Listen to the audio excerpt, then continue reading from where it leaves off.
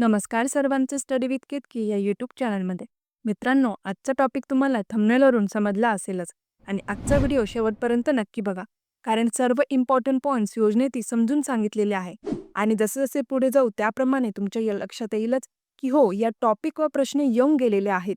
तर जास्त वेळ न घेता सुरुवात करूया. तर आजच्या व्हिडिओमध्ये काय करूया, आपण या सलग 3 वर्षाच्या योजना आहेत त्याबद्दलची माहिती जी आहे ती आपण शेवटी बघूयात. कारण हेच की जी समोरील सर्व वर्ष आहेत 1966 ते 1969 पर्यंतची, तर ती फक्त या योजनेचा कालावधी म्हणूनच ओळखली जात नाही, तर आपल्या भारतात झालेला हरित क्रांतीचा कार्यकाळ हा देखील या समोरील वर्षांमध्येच लपलेला आहे, जो या योजनेचाच एक भाग आहे. तर त्यासाठी मित्रांनो, आज आपण हेच बघूया की भारतात हरित क्रांतीची सुरुवात केव्हा झाली, त्याचे परिणाम काय झाले, 100 किलो बियाण्यांनी भारताला अन्न आयातदार ते निर्यातदार कसे बनवले आणि मेक्सिकन गव्हाच्या बटू जाती भारतात कशा पोहोचला, हा संपूर्ण प्रवास आज आपण इथे बघणार आहोत. कोणत्या देशाच्या सहकार्याने भारतात सर्वप्रथम हरित क्रांतीची सुरुवात झाली, तर मेक्सिकोमध्ये हरित क्रांतीची सुरुवात झाली 1940च्या दशकात. यामुळे मेक्सिकोला हरित क्रांतीचे जन्मस्थान आणि दफनभूमी असे सुद्धा म्हटले जाते. जसे जसे आपण पुढे जाऊ तसे यामागचे कारण लक्षात येईलच तुमच्या. तर जिथे 1943 मध्ये मित्रांनो रॉकफेलर फाउंडेशन आणि मेक्सिकन सरकारने मेक्सिकन कृषी कार्यक्रम मॅप शॉर्ट फॉर्म म्हणता येईल याचा, तर हा सुरू केला. उद्देश काय असेल, उच्च उत्पादन देणाऱ्या पिकांच्या जाती विकसित करणे, हा होता उद्देश, ज्यामध्ये विशेषतः गहू आणि मका यांचा समावेश होता. ध्येय काय होते, एकंदरीत कमी उत्पन्न आणि रोगप्रतिकारक शक्ती असलेल्या पिकांच्या जागी उच्च उत्पादन देणाऱ्या आणि रोगप्रतिरोधक जाती विकसित करणे, हे या कार्यक्रमाचे उद्दिष्ट होते. या कार्यक्रमात अमेरिकन शास्त्रज्ञ नॉर्मन बोरलॉग यांचा सहभाग होता. नाव ऐकलेच असेल तुम्ही.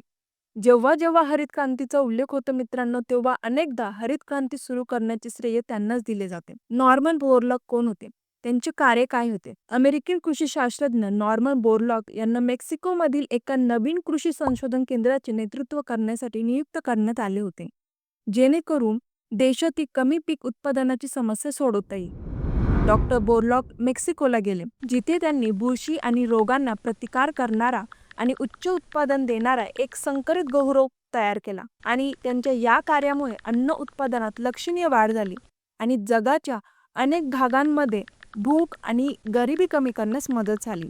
आणि पीक उत्पादन वाढवण्यासाठी बोरलॉगचे अत्यंत यशस्वी असे हे प्रयत्न हरित क्रांती म्हणून ओळखले जाऊ लागले. यामुळे त्यांना गव्हाच्या उच्च उत्पादन देणाऱ्या जाती म्हणजे HIV विकसित करण्याच्या त्यांच्या कार्यासाठी 1970 मध्ये नोबेल शांतता पुरस्कार मिळाला आणि ज्यांना आज या जगात हरित क्रांतीचे जनक म्हणून ओळखले जाते. आणि 1956 पर्यंत मित्रांनो हरित क्रांतीने मेक्सिकोला स्वयंपूर्ण बनवले आणि 1964 पर्यंत मेक्सिकोने अर्धा दशलक्ष टन गहू निर्यात केला. म्हणजे 1960च्या दशकापर्यंत मेक्सिको गहू निर्यातदार बनला होता, ज्यामुळे देशातील गव्हाचे उत्पादन मोठ्या प्रमाणात वाढले. आणि 1960च्या दशकात मित्रांनो भारत मोठ्या प्रमाणात दुष्काळाच्या उंबरठ्यावर होता. त्यावेळी भारताच्या कृषी मंत्र्यांचे सल्लागार असलेले स्वामीनाथन यांनी या भयानक परिस्थितीला तोंड देण्यासाठी प्रसिद्ध अमेरिकन कृषी शास्त्रज्ञ नॉर्मन बोरलॉग यांना भारतात आमंत्रित केले. माहितीवरून असे सापडून येते की भारतातील धान्य मक्तेदारींनी लादलेल्या नोकरशाहीच्या अडथळ्यांना न जुमानता फोर्ड फाउंडेशन आणि भारत सरकारने बोरलॉगच्या आंतरराष्ट्रीय मका आणि गहू सुधारणा केंद्रामधून गहू बियाणे आयात करण्यासाठी सहकार्य केले. भारतीय शेतीसमोर आव्हानांची स्वामीनाथन यांना चांगलीच जाणीव होती. त्यांनी ओळखले की भारत हा बोरलॉगने विकसित केलेला मेक्सिकन गहूचा वापर करू शकतो. भारत हा एक कृषीप्रधान देश होता, ज्याची 70% लोकसंख्या शेतीवर अवलंबून होती.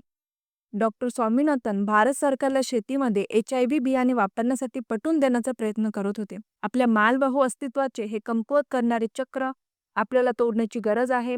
अन्न आयात करणे म्हणजे बेरोजगारी आयात करण्यासारखेच आहे. आपले 70% लोक शेतीत काम करतात, म्हणून जेव्हा आपण अन्न आयात करतो तेव्हा आपण प्रत्यक्षात इतर देशातील शेतकऱ्यांना पाठिंबा देत असतो, असे स्वामीनाथन यांनी सर्वांना बोलून दाखवले. स्वामीनाथन यांनी मांडलेल्या उपायावर विश्वास ठेवणारे पहिले राजकारणी म्हणजे चिदंबरम सुब्रमण्यम, जे शास्त्री सरकारमध्ये कृषी मंत्री होते. आता सरकारनंतर शेतकऱ्यांना खात्री पटवून देण्याची पाळी होती.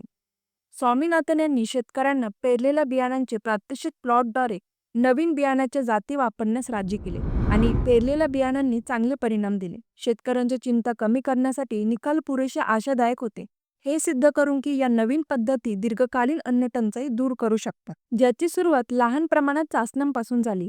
ज्यामध्ये प्रमुख वर्ष आणि घटना आपण बघितली की 1961 मध्ये भारतीय कृषी शास्त्रज्ञ डॉक्टर एम.एस. स्वामीनाथन यांनी मेक्सिकोमध्ये यशाबद्दल ऐकल्यानंतर डॉक्टर नॉर्मन बोरलॉग यांच्याशी संपर्क साधला आणि मार्च 1963 मध्ये नॉर्मन बोरलॉग भारताला भेट देतात. त्यानंतर ऑक्टोबरमध्ये मेक्सिकन जातीचे अंदाजे 100 किलो बियाणे भारतात आले आणि अनेक राज्यांमध्ये चाचणीसाठी शेतात पेरले गेले आणि 1964-65 दरम्यान सुरुवातीच्या चाचण्यांमध्ये आशादायक निकाल दिसून आले. 1964-65च्या लागवड हंगामात प्रत्यक्षपणे शेतकऱ्यांच्या शेतात त्यांची लागवड करण्याचा प्रस्ताव मांडला आणि 1965 मध्ये मित्रांनो पंतप्रधान लाल बहादूर शास्त्री यांच्या नेतृत्वाखाली भारताच्या सरकारने अन्न उत्पादन वाढविण्यासाठी मेक्सिकोमधून मोठ्या प्रमाणात गव्हाच्या बियाण्यांची आयात करण्याचा निर्णय घेतला आणि याच 1965च्या दरम्यान आपण तिसऱ्या पंचवार्षिक योजनेतील भारत-पाकिस्तान युद्धासोबतच अनेक बरीच कारणे बघितली की तिसरी पंचवार्षिक योजना अपयशी का ठरली याबद्दलची. युद्धामुळे झालेले परिणाम सुद्धा बघितले आणि या बियाण्यांच्या शिपमेंटला यामुळेच विलंब झाला, उशीर झाला. परंतु अखेर ऑक्टोबरमध्ये बियाण्यांची खेप ही भारतात पोहोचली. जरी लाल बहादूर शास्त्री यांनी 1965च्या आसपास भारतात हरित क्रांती सुरू करण्यासाठी महत्त्वपूर्ण भूमिका बजावली असली तरी मित्रांनो त्याचे प्रत्यक्ष उपक्रम 1966च्या सुरुवातीला सुरू झाले, लक्षात ठेवा. आणि 1966 मध्ये भारताने 18,000 टन मेक्सिकन गव्हाच्या बियाण्यांची मोठ्या प्रमाणात आयात केली, जी त्यावेळी जगातील सर्वात मोठी बियाण्यांची आयात होती. आणि 1967-68 या कालावधीत HIV बियाण्यांचा वापर करून अन्नधान्यांच्या उत्पादनात वाढ झाली. 1968-69 मधील अनुकूल मान्सून हे वार्षिक योजनांच्या उद्दिष्टांना साध्य करण्यासाठी जबाबदार असलेल्या सर्वात मोठ्या कारणांपैकी एक मानले जाऊ लागले. या लागवडीमुळे मित्रांनो गव्हाच्या उत्पादनात वाढ झाली. 1965 मध्ये 12 दशलक्ष टनांवरून 1968 पर्यंत ते 17 दशलक्ष टन झाले आणि जुलै 1968 मध्ये पंतप्रधान इंदिरा गांधी यांनी गहू क्रांती नावाची विशेष टपाल तिकीट जारी केले. यामागचे कारण तुम्ही ओळखलंच असेल मित्रांनो. गव्हाच्या उत्पादनातील वाढ दर्शवणारे हे तिकीट होते. शेती यंत्रसामग्री आणि तंत्रज्ञानाचा वापर करून औद्योगिक विकासालाही चालना मिळाली. भारताला एका नवीन युगात प्रवेश दिला जिथे प्रत्येक तोंडाला पुरेसे असे अन्न होते आणि भारताला एका नवीन युगात प्रवेश दिला जिथे प्रत्येक तोंडाला पुरेसे असे अन्न होते आणि भुकेला भारताचे स्वप्न आज साकार होऊ शकले. स्वामीनाथन यांच्या प्रयोगांमुळे मित्रांनो जेव्हा भारताने त्यांच्या पद्धतीचा अवलंब करण्यास सुरुवात केली, भारत लवकरच स्वयंपूर्णतेकडे वळला. 1971 पर्यंत उत्पादन दुप्पट झाले, अन्न आयात कमी झाल्यामुळे शेतकरी समृद्ध झाले आणि ग्रामीण रोजगार वाढला. अवघ्या 4 वर्षात दुष्काळाचे रूपांतर या क्रांतीमध्ये झाले. ही क्रांती भारताच्या दारापर्यंत पोहोचवणारे व्यक्तिमत्व म्हणजे भारतीय हरित क्रांतीचे जनक डॉक्टर एम.एस. स्वामीनाथन. आणि असा सुद्धा प्रश्न विचारला जाऊ शकतो मित्रांनो, या क्रांतीचा फायदा सर्वप्रथम कोणत्या भारतीय राज्याला झाला? त्यावेळी उत्तर असेल पंजाब राज्याला. भारत सरकारने पंजाब राज्याची निवड नवीन पिके घेण्यासाठी म्हणून केली. पंजाबमध्ये 1960च्या दशकात हरित क्रांतीची सुरुवात झाली. 1966-67च्या आसपास हरित क्रांतीने सुरुवातीच्या काळात मोठी आर्थिक समृद्धी आणली. यामागे असा एक प्रश्न तयार होतो, या कृषी परिवर्तनासाठी पंजाबला केंद्रस्थानी का निवडण्यात आले? यामागे पण अनेक कारणे असतील तर ती बघूया आधी. राज्याच्या नकाशा थ्रू समजून घेऊया. पहिले कारण आहे सुपीक जमीन. पंजाबमध्ये अत्यंत सुपीक गाळाची जमीन आहे, जी गहू आणि तांदूळ यासारख्या पिकांच्या लागवडीसाठी आदर्श आहे.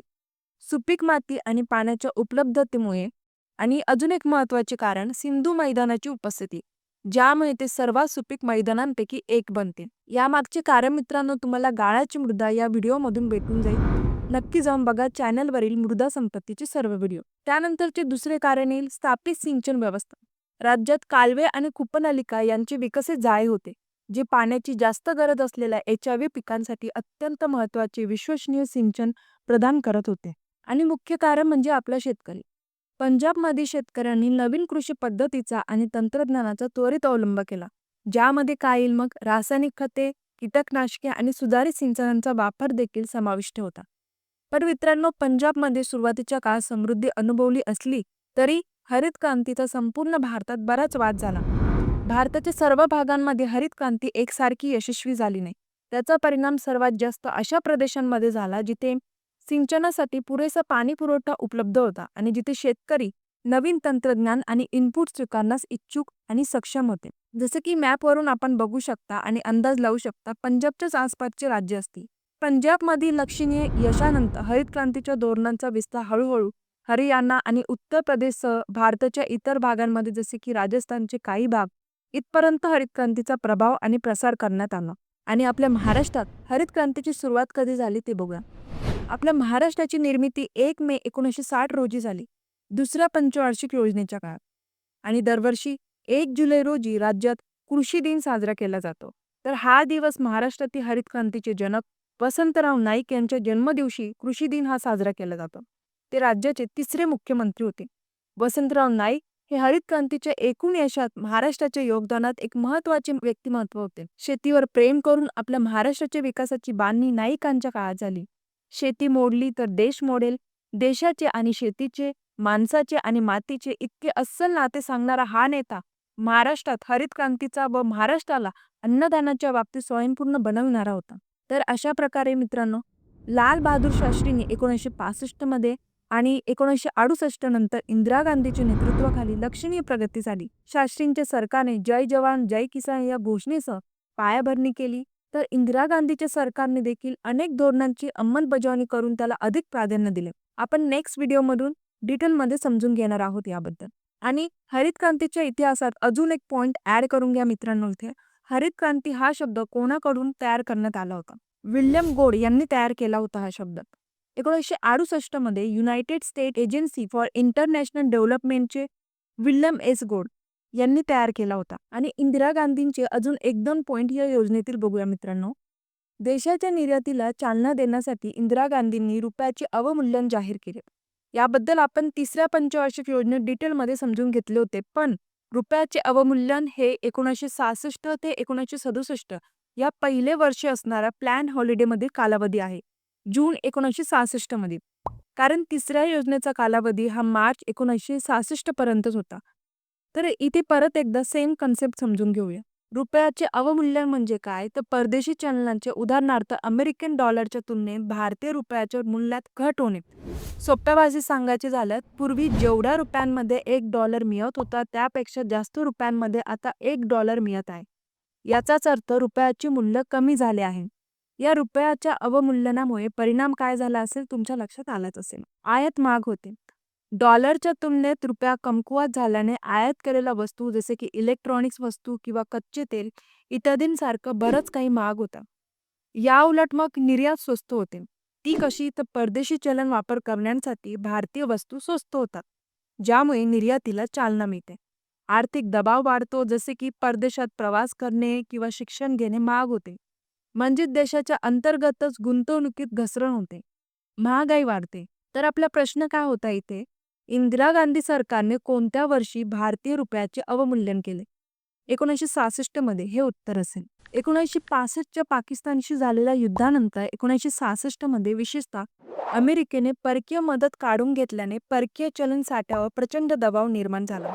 भारत श्रीमंत देशाकडून येणाऱ्या आर्थिक मदतीवर अवलंबून होता. भारतातील निर्यात खूपच कमी होती, त्यामुळे परकीय गुंतवणुकीला फारसे प्रोत्साहन नव्हते आणि भारताला मोठ्या व्यापारी तूटचा सामना करावा लागत होता. प्रचंड महागाई आणि अन्न टंचाई यासह व्यापार तूट म्हणजेच निर्यातीपेक्षा आयात जास्त झाली. 1966 मध्ये इंदिरा गांधींनी रुपयाचे अवमूल्यन केले तेव्हा नेमके काय घडले, ज्याला सामान्यतः 6-6-66 म्हणून ओळखले जाते. 6 जून 1966 रोजी पंतप्रधान इंदिरा गांधी यांच्या नेतृत्वाखाली भारत सरकारने भारतीय रुपयाचे मोठे अवमूल्यन केले. 6 जून 1966 हा दिवस स्वतंत्र भारताच्या आर्थिक इतिहासात एक निर्णायक दिवस ठरला. त्या दिवशी इंदिरा गांधींनी रुपयाचे 36.5% अवमूल्यन केले आणि डॉलरच्या तुलनेने मूल्य 57.4% ने वाढले. या निर्णयामुळे देशभरात टीका झाली, राजकारण आणि अर्थशास्त्र दोन्हीमध्ये. 1966 हे भारतासाठी भयानक वर्ष होते. म्हणजेच एक्सचेंज रेट हाच 4.76 रुपयावरून प्रति डॉलर 7.50 रुपये झाला. आणि 1966 मध्ये या योजनेत भारताने आंतरराष्ट्रीय नाणेनिधीकडून कर्ज घेतले, आपल्या चलनाचे अवमूल्यन केले. तर आपण सुरुवात कुठून केली होती? हरित क्रांतीचा प्रवास मेक्सिको बेनापासून ते आपल्या भारत देशापर्यंत. आज शॉर्टमध्येच बघितले, इथे एक्स्ट्रा सेपरेट व्हिडिओ मी पुढे नक्की घेईल. पण इथपर्यंतचं तुम्हाला सर्व समजलं असेल अशी मी अपेक्षा ठेवते. सोप्या कन्सेप्ट सोबत समजून सांगण्याचा प्रयत्न मी इथे केलेला आहे. व्हिडिओ आवडला असल्यास एक लाईक नक्की करा. पुढे जाऊया आपल्या टॉपिककडे. व्हिडिओच्या सुरुवातीला मी बोलली होती, या वार्षिक योजनांचा कालावधीबद्दल थोडंसं सांगायचं बाकी आहे, ते लगेच बघूया. तिसऱ्या पंचवार्षिक योजनेच्या अपयशाला प्रतिसाद म्हणून 1966 ते 1969 पर्यंत भारत सरकारने प्लॅन हॉलिडेज नावाच्या 3 वार्षिक योजना जाहीर केल्या, ज्याला सुट्टीचे नियोजन असे सुद्धा म्हणता येईल, जे सामान्यतः मागील योजनेच्या अपयशानंतर घडते. म्हणजे भारतात 1966 ते 1969 सारखा असा काळ जेव्हा सरकार त्यांच्या दीर्घकालीन पंचवार्षिक योजना पुढे ढकलून अल्पकालीन वार्षिक योजना तयार करते, ज्यामध्ये वार्षिक आधारावर विकास योजना आणि धोरणे आखली जात होती. तिसऱ्या योजनेनंतर आर्थिक संकटामुळे सलग वार्षिक योजना 3 वर्षासाठी लागू करण्यात आला, ज्यातील पहिले वर्ष 1966 ते 1967 होते. 1967 ते 1968 हे वार्षिक योजनांपैकी दुसरे वार्षिक योजना होती आणि तिसरी वार्षिक योजनेचा कालावधी हा मित्रांनो 1968 ते 1969 आणि मग यानंतरच्या 1969 मध्ये सुरू झाली चौथी पंचवार्षिक योजना. हे सर्व इथं समजणं सोपे आहे, पण परीक्षेला प्रश्न आल्यावर त्या 2 किंवा 1 सेकंदासाठी आपला गोंधळ होतो.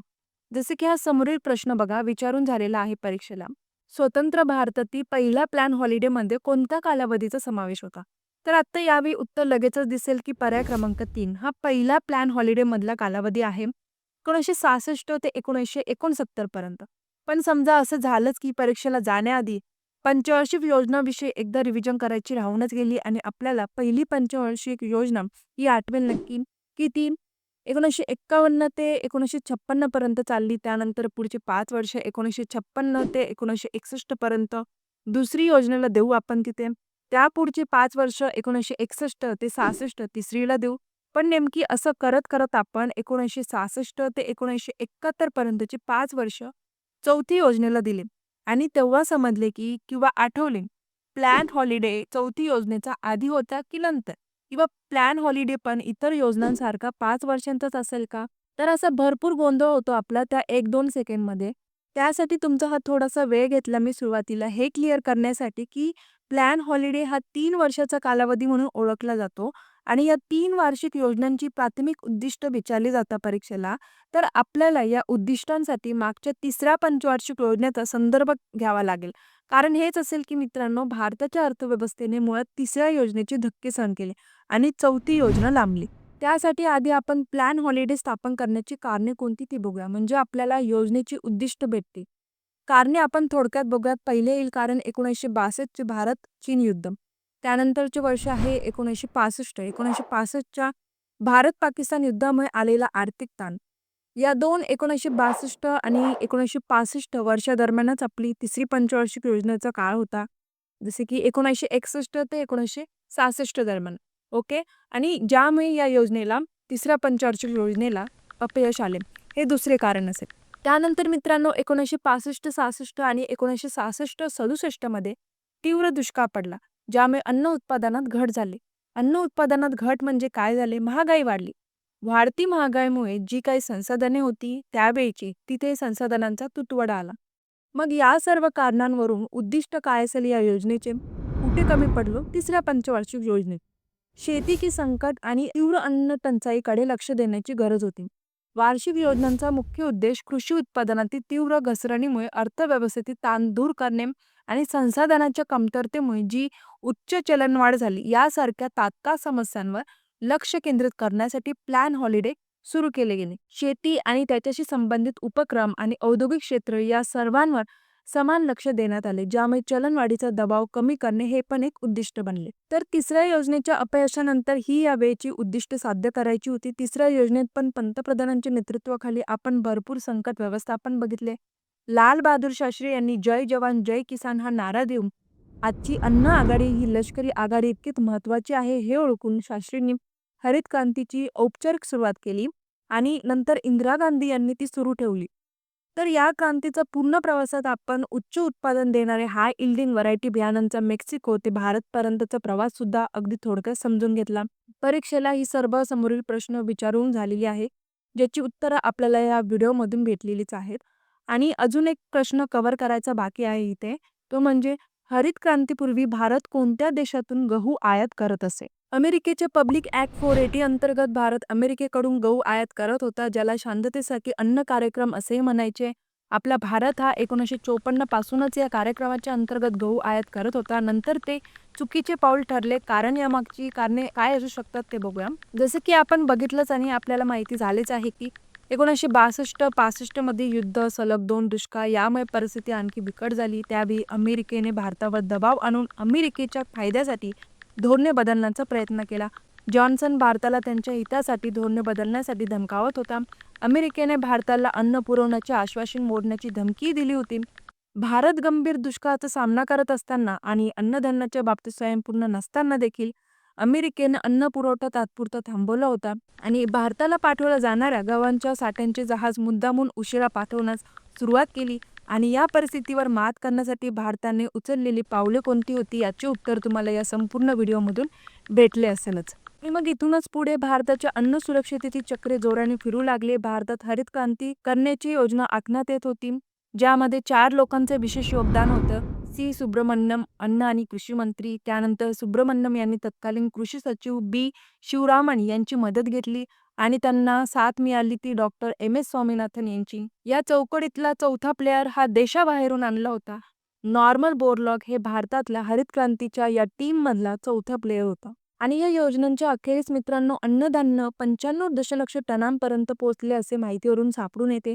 जसे की निर्यात वाढवण्यासाठी 1966 मध्ये रुपयाचे अवमूल्यन करण्यात आले होते. तसेच प्राधान्य उद्योगांची यादी वाढवण्यात आली. याच काळात भारतीय पर्यटन विकास महामंडळ ITDC ऑक्टोबर 1966 मध्ये स्थापन करण्यात आले आणि electronics corporation of India limited ECIL देखील सुरू करण्यात आले एप्रिल 1967 मध्ये, जेणेकरून त्यांच्या संबंधित क्षेत्रातील विकासाला चालना मिळेल.